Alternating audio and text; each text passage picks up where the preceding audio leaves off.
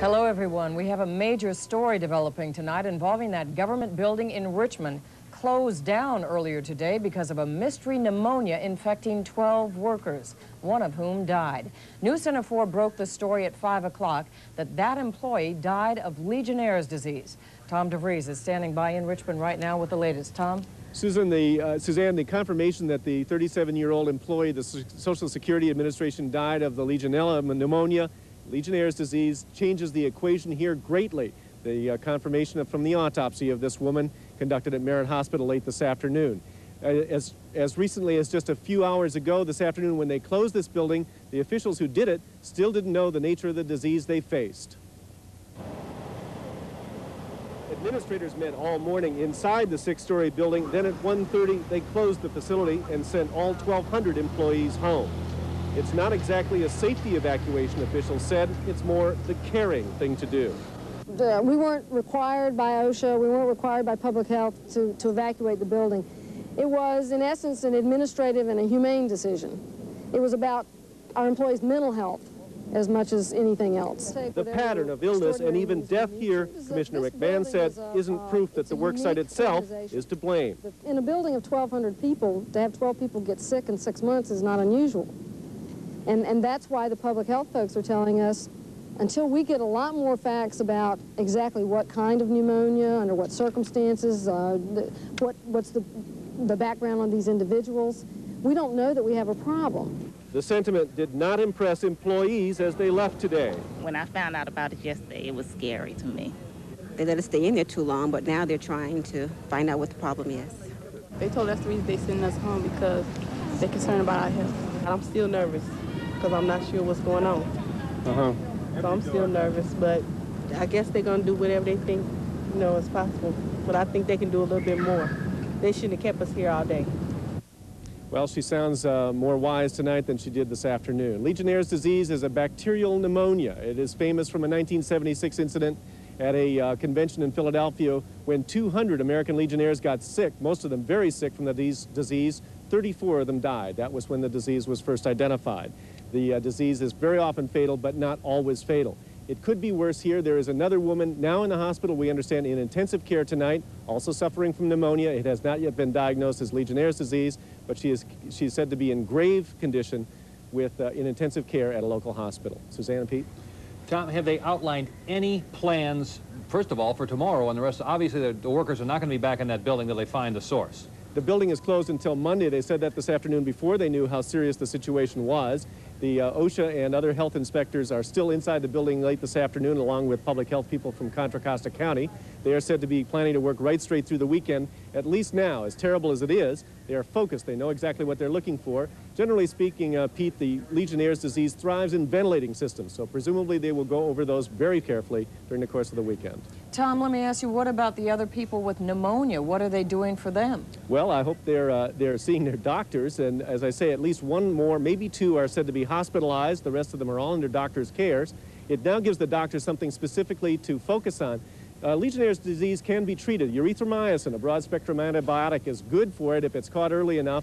Now at least they know exactly what they're dealing with, and the doctors were alert to this possibility at least before late this afternoon. Tom DeVries, thanks very much. Well, let's try to straighten a little of this information out about Legionnaires' disease. And the first thing we want to say is there is absolutely no reason for anyone to be panicked or to worry about this at home. This is a very isolated set of circumstances, very specific. The disease gets its name, Legionnaires, from the first known outbreak, as Tom mentioned. It happened 15 years ago in a Philadelphia hotel. It killed 29 delegates who were attending an American Legion convention during the U.S. bicentennial celebration there, hence Legionnaires. But you do not need to panic. Conditions have to be exactly right for an outbreak. You need lots of Legionella bacteria itself. You need a delivery system, such as an air conditioning system. And you need lots of people who may be susceptible, older people, people who smoke, people who already have respiratory disease. A Louisiana outbreak that sickened 34 people and killed 2 was traced to vegetable misters that drew water from a tank instead of from water pipes. A mild form hit guests at the Radisson House Hotel in San Jose. That was linked to the hotel's fountains at the time, but no one died there. Public health labs traced an outbreak in a South Dakota hospital to contaminated shower heads. You get the similarities here. 10 people died. All were already sick when it was finally discovered. But again, it is very unlikely that this gets into home air conditioning systems. It's only been noted once in nature, and we'll talk about that a bit with our expert. Well, we do have an expert coming on now, an expert in the field of occupational health. He is Dr. Jim Cohn. He is with the University of San Francisco, and he is going to join us tonight from Berkeley to help us sort through some of the many questions raised by the finding of Legionnaires' disease. Dr. Cohn, thanks for being with us. First of all, how might Legionnaires spread in a building like that, the Social Security building in Richmond? Legionnaires spreads through aerosols, which contain the bacteria. These can be contained in water coolers, or water towers, as they're called, or it may be contained in the water supply itself, the drinking water at the tap. If hot water is kept at less than 60 degrees centigrade, Legionella bacteria can grow in that environment and can become part of the water system and then be transmitted through part of the building. Doctor, why is it fatal to some people and not to others? We really want to caution people not to be that worried tonight, so that's why we ask you the question. Legionnaires' disease in the pneumonia form attacks people who may have some immune problems and may have a history of smoking or maybe older in age, perhaps have had a history of drinking alcohol. So that's one group that is particularly at risk. Other groups are those who have other immune dysfunction type diseases. So it primarily targets those, but there will be other people who will develop the case sporadically in an epidemic like this who may not fit those high-risk categories. And then if you treat it early with the antibiotics, are you pretty much safe, or can there still be a problem? Treatment reduces the death rate from approximately 24% down to less than 5%. Treatment is very effective if it's instituted early.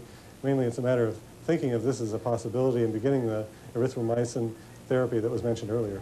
Now, what about the link to the building? Does Legionnaires always come with the building, or can it be spread without the building being a factor? Legionnaires' disease can be spread elsewhere in the community. It's present in dirt, so it can be through just ordinary contact with the environment.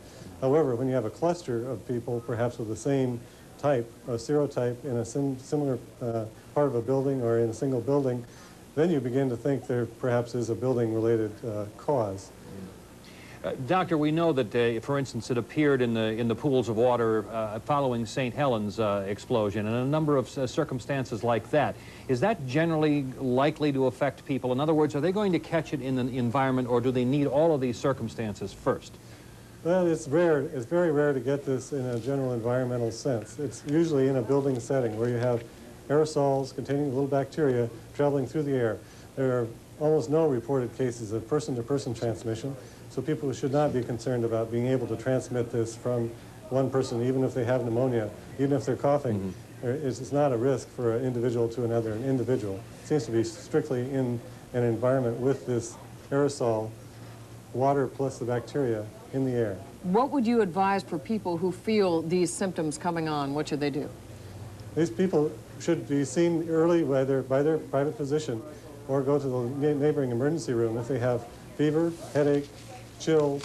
Chills is a particular early feature of this. Sometimes doesn't have a particular cough early on, but then develops a cough. Thank you, Abdominal pain and other symptoms may also come along. All right, get to a doctor quickly if you feel that. Dr. Jim Cohn, thanks very much for adding to our knowledge of this. Again, we caution you not to panic. Very specific set of circumstances here affecting that building at this point, and as far as any scientists know, not outside of that.